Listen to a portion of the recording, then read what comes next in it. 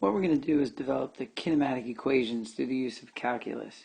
We're going to start with something known, which is that the acceleration is equal to the derivative of velocity with respect to time. And what we're searching for is the velocity equation v equals. So what we need to do is get the velocity by itself. So just like in algebra, we're going to try to undo things to get velocity all alone. So the first thing I'm going to do is, in essence, multiply both sides by dt.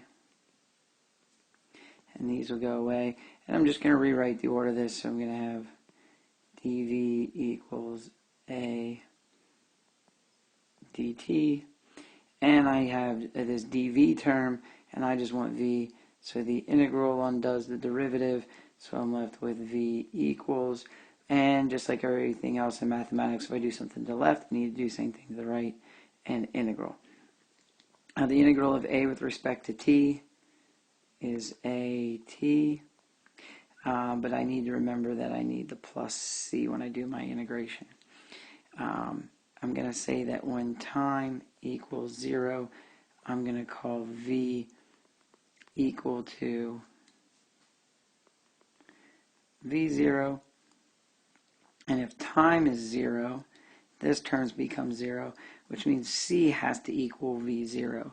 So my velocity equation becomes at plus v0, and we'll rewrite that as v equals v0 plus at, and we'll put a nice little box around that to say that that's our equation. Now to get my position equation, I'm going to use the fact that the velocity is defined as the derivative of the position function. And again, now I want to get x by itself, so I'm going to, in essence, multiply both sides by dt. These dt's go away, and I'm going to write this as dx equals v dt. Again, I want to get x by itself. Somebody did the derivative of x here. I want to undo that with the integral, and I got to do the same things to both sides.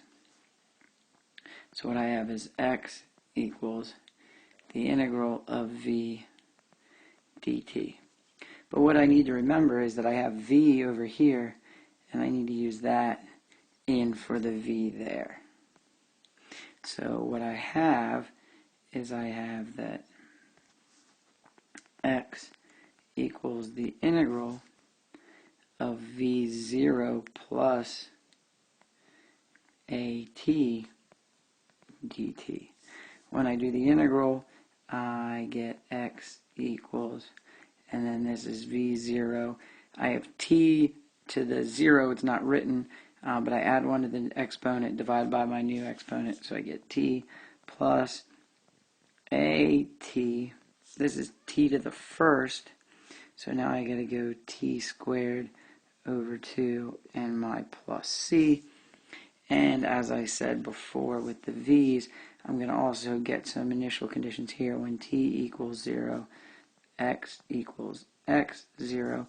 That means this term and this term would be 0, and I have x, so c has to be x0. And I'll write this all out in order then. I have x equals, bring the c to the front, which is x0 plus v0t plus 1/2 at squared. And again, put a box around this to make it look nice, so I know that that's my result.